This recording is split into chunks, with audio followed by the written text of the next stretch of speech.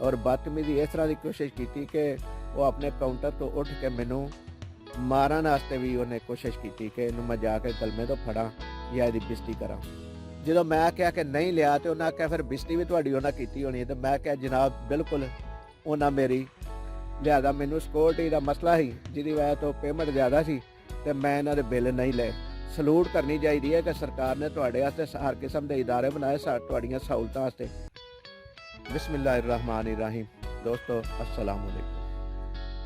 दोस्तों अज मैं जिहड़ी तुहाडे नाल गल शेयर करनी चाह रहा तो गल शेयर करन दा मकसद सिर्फ इन्ना को है कि जिहड़े लोग इन्हां गल्लां नूं नहीं जानते या जिन्हां च इन्नी हिम्मत नहीं है वो कम अज़ कम ये समझ लैन कि इंसान हिम्मत करे तो हर मसले का हल निकल आउंदा है।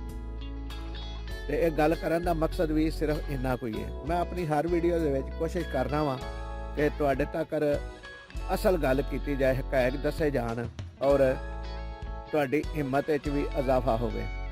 दोस्तों अज मैं एक गल तुहाडे नाल शेयर करना ऐसी चाहना वा कि जिहड़ा मैं खुद काम कीता और कोशिश मैं करांगा कि किसी इदारे का किसी बंदे का ना लैके तो तुहानूं समझाने की कोशिश करा, तुहानूं तरीका दसन की कोशिश करा कि ताकि मकसद जिहड़ा ना वो यही है कि तुहानूं अवेयरनेस मिले।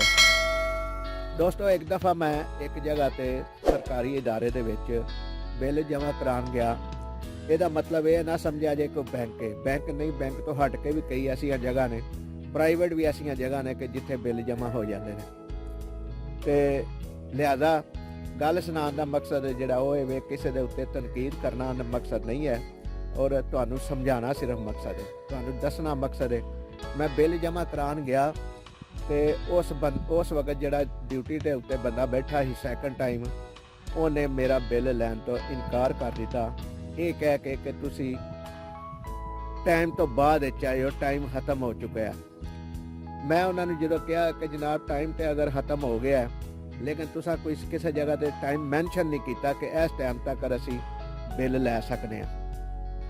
तो उन्हें मेरे नाल बदतमीजी करने की कोशिश की और बदतमीजी इस तरह की कोशिश की कि वो अपने काउंटर तो उठ के मैनू मारन वास्ते भी उन्हें कोशिश की कि इनू मैं जाके गलमे तो फड़ा या इसकी बेइज्जती करा। लेकिन मैं अपनी इज्जत बचाने वापस बाहर निकल आया उन्होंने ऑफिस चो। जो ऑफिस तो बाहर निकलिया तो एक मजदूर बंदा खड़िया सी, उन्हें भी मैनू सवाल किया, शायद वो मैनू जानता होएगा कि बिल तुहाडा भी नहीं लिया। तो मैं क्या नहीं लिया जी। जो मैं क्या कि नहीं लिया तो उन्हें आख्या फिर बेइज्जती भी तुहाडी उन्हें की होनी है। तो मैं क्या जनाब बिल्कुल उन्हें मेरी इस तरह की भी इज्जत अफजाई की है कि जिन्होंने असी बेइज्जती का लफज बोलने हैं। तो उन्हें क्या फिर मैं क्या जी फिर यदा कोई हल तुहाडे मुताबिक कड्डांगे क्योंकि तुसीं आंदे हो पै कि जनाब मैं मजदूर बंदा वा, रोज़ाना दिहाड़ी लाने वाला बंदा वा और दिहाड़ी ला के कई घर का गुजारा करना वा। मैनू तुहाडे नाल हमदर्दी है कि मैं तुहाडी हमदर्दी करा और तुहाडे वास्ते ये जिहड़ी सरकार ने सहूलत दी है वो सहूलत लैके दियां तुहानूं कोशिश करांगा मैं। तो उन्हें कहा मैं मेहरबानी करो क्योंकि मैं अगर बिल अज जमा तो नहीं होया मेरा बल्कि बेइज्जती करा ली है तो कल जमा कराने वास्ते मैनू दिहाड़ी भरनी पैगी और मैं दिहाड़ीदार बंदा गुजर बसर ना ये दिहाड़ी ला के ही करना वा। तो कोशिश करो कि साडा मसला हल हो जाए। असी फिर कोशिश की, असी वो इदारे के मुतलका जिहड़े उन्हां दी वैबसाइट सी उहदे उत्ते गए, वैबसाइट दे विचों देखिया कि इन्हां दी कितनी ड्यूटी है और ड्यूटी देखिया 9 तो रात 9 बजे तक ड्यूटी है बगैर किसी वक्फे तो। वो जो चीज़ां मिलियां तो फिर मैं एक दोस्त को एप्लीकेशन लिखा के ते एप्लीकेशन की लिखाई वो एक खबर की शक्ल बनाई तो वो सोशल मीडिया पर अपलोड कर दी। जो सोशल मीडिया पर अपलोड की तो लोगों ने उस चीज़ को जो सराहया लाइक किया तो मेरी भी हिम्मत बनी और मैं उन्होंने वैबसाइट पर जाके उन्होंने जनरल मैनेजर की ईमेल ID लई, फिर उन्होंने डायरैक्टर जनरल ईमेल ID लई तो उन्होंने उत्ते दोवें ते मैं वो अपने वाली जी खबर सी वो ही मैं उन्होंने फॉरवर्ड कर दी, ईमेल कर दी। और मैनू समझ लो कि वो ईमेल करन दा फायदा यह होया कि फौरी तौर पर वो इनक्वायरी लग गई और मैनू उन्हें कहा कि जनाब साडे ईमेल दे विच कि जवाबी जो दी उन्हें ईमेल भेजी 9:15 बजे तक तकरीबन सुबह जड़ा ना मैनू ईमेल आ चुकी सी। ਔਰ ਉਹਦੇ 'ਚ ਇਨਕੁਆਇਰੀ ਲੱਗ ਚੁੱਕੀ ਸੀ।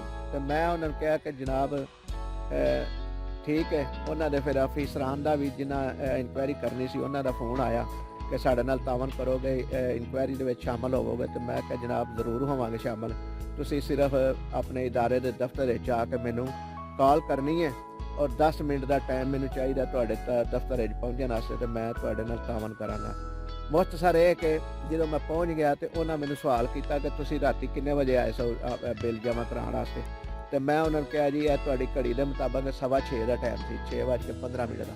ਤੇ ਮੈਂ ਤੁਹਾਡੇ ਫਲਾਂ ਅਫਸਰ ਨੂੰ ਵੀ ਆਫਿਸ ਦਾ ਜਿਹੜਾ ਜ਼ਿੰਮੇਦਾਰ ਹੈ, ਤੇ ਉਹਨਾਂ ਮੈਨੂੰ ਇਹ ਕਿਹਾ ਸੀ ਕਿ ਤੁਸੀਂ ਜਨਾਬ ਬਿੱਲ ਦਿਓ, ਤੁਹਾਡਾ ਬਿੱਲ ਬੰਦਾ ਲੈ ਲੇ। ਲੇਕਿਨ ਮੈਂ ਉਹਨਾਂ ਨੂੰ ਕਿਹਾ ਕਿ ਮੈਨੂੰ ਆਪਣੇ ਬਿੱਲ ਨਾਲ ਮਸਲਾ ਨਹੀਂ ਸੀ, ਮੈਨੂੰ ਤੇ ਇਹ ਸੀ ਕਿ ਜਿਹੜੇ ਮਜ਼ਦੂਰ ਲੋਕ, ਦਿਹਾੜੀਦਾਰ ਲੋਕ, ਗਰੀਬ ਲੋਕ ਆਉਂਦੇ ਨੇ ਉਹਨਾਂ ਨਾਲ ਜਿਹੜਾ ਸਲੂਕ ਕਰਦੇ ਨੇ ਤੁਹਾਡਾ ਬੰਦਾ, ਉਹ ਕਿਉਂ ਨਹੀਂ ਅੱਛਾ ਕਰਦਾ।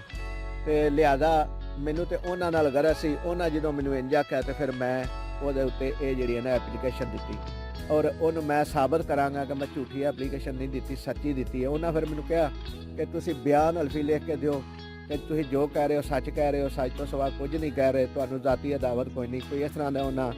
ਮੈਂ ਉਹਨਾਂ ਨੂੰ ਕਿਹਾ ਕਿ ਮੈਂ ਅਨਪੜ੍ਹ ਆਦਮੀ ਹਾਂ, ਮੈਂ ਇਹਨਾਂ ਨਹੀਂ ਲਿਖ ਸਕਦਾ, ਲੇਕਿਨ ਮੈਂ ਪੜ੍ਹ ਸਕਦਾ ਵਾਂ, ਤੇ ਲਿਹਾਜ਼ਾ ਮੈਂ ਜਿਹੜਾ ਨਾ ਮਜ਼ਮੂਨ ਬਣਾਉਣ ਦਾ ਮੈਨੂੰ ਤਰੀਕਾ ਨਹੀਂ ਆਉਂਦਾ। ਤੇ ਉਹਨਾਂ ਕਿਹਾ ਕਿ ਤੁਸੀਂ ਜਿਹੜੀ ਹੈ ਕੀਤੀ ਹੈ ਕੰਪਲੇਨ, ਉਹ ਤਾਂ ਬੜਾ ਜ਼ਬਰਦਸਤ ਮਜ਼ਮੂਨ ਸੀ। ਤੇ ਮੈਂ ਕਿਹਾ ਉਹ ਵੀ ਮੈਂ ਕਿਸੇ ਕੋਲ ਨਹੀਂ ਲਿਖਵਾਇਆ। ਤੇ ਲਿਹਾਜ਼ਾ ਉਹਨਾਂ ਫਿਰ ਐਪਲੀਕੇਸ਼ਨ ਉਹਨਾਂ ਜਿਹੜਾ ਨਾ ਸਮਝ ਲਓ ਕਿ ਬਿਆਨ ਹਲਫੀ ਖੁਦ ਹੀ ਲਿਖਿਆ, ਉਹ 'ਤੇ ਮੈਂ ਸਾਈਨ ਕਰ ਦਿੱਤੇ। ਸਾਈਨ ਕਰਨ ਤੋਂ ਬਾਅਦ ਉਹਨਾਂ ਕਿਹਾ ਕਿ ਜਨਾਬ ਸਾਡਾ ਬੰਦਾ ਕਹਿੰਦਾ ਕਿ ਤੁਸੀਂ ਰਾਤ 9 ਵਜੇ ਆਏ ਸੋ, ਤੇ ਤੁਸੀਂ ਕਿੰਨੇ ਵਜੇ ਆਏ ਸੋ? ਤੇ ਮੈਂ ਕਿਹਾ ਜੀ ਮੈਂ 6:15 ਵਜੇ ਆਇਆ ਸਾਂ।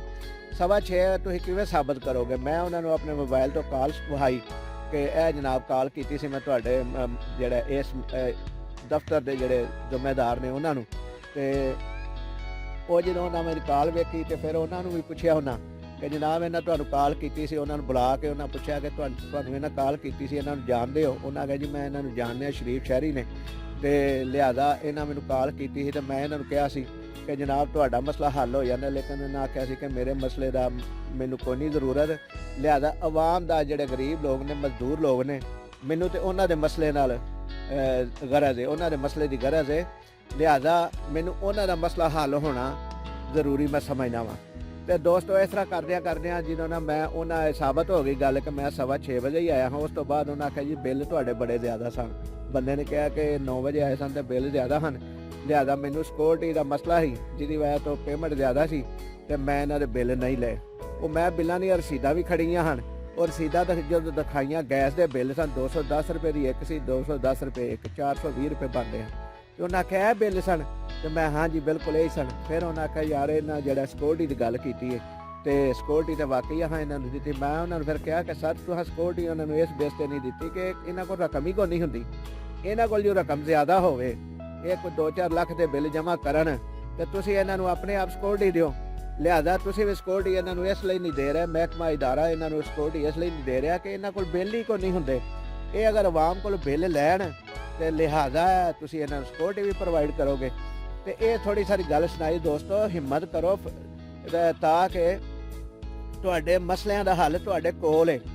ਸਰਕਾਰ ਨੇ ਹਰ ਕਿਸਮ ਦਾ ਇਦਾਰਾ ਬਣਾਇਆ ਹੈ, ਉਹਦੇ ਤੇ ਹਰ ਕਿਸਮ ਦੇ ਜਿਹੜੇ ਨੇ ਕਾਨੂੰਨ ਹੈ ਨੇ, ਔਰ ਲੇਕਿਨ ਜਿੰਨਾ ਜੇਕਰ ਤੁਸੀਂ ਆਵਾਮ ਉਹਨਾਂ ਕਾਨੂੰਨਾਂ ਦੇ ਉੱਤੇ ਅਮਲਦਾਰੀ ਵਾਸਤੇ ਮਿਹਨਤ ਨਹੀਂ ਕਰੋਗੇ, ਕੋਸ਼ਿਸ਼ ਨਹੀਂ ਕਰੋਗੇ, ਤੇ ਤੁਹਾਡੀ ਗੱਲ ਕਿਹੜਾ ਸੁਣੇਗਾ?